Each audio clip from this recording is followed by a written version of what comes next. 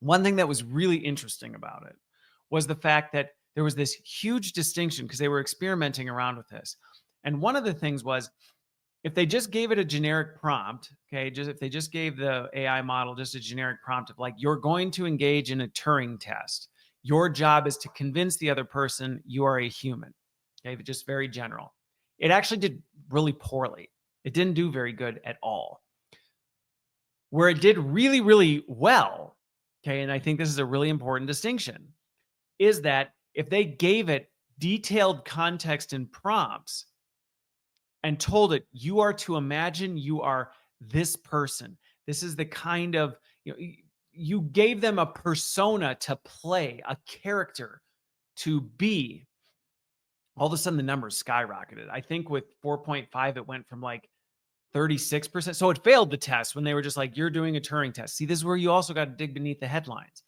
It technically failed the test if you just said, you're going to do a Turing test, convince this person. Okay. Easy to fool.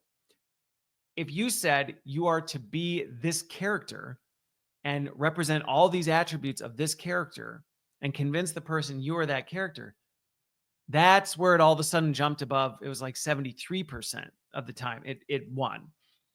So even that in and of itself shows us that it's not necessarily that AI is becoming hyper intelligent so much as it's becoming really, really, really good at understanding how to copy things, how to disguise itself as something in a way that is very, very convincing to human beings.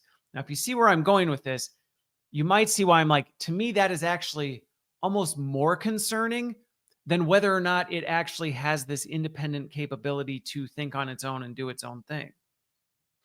Because if its ability to put on a mask and become something so well we can't distinguish the difference, I actually am almost more concerned about that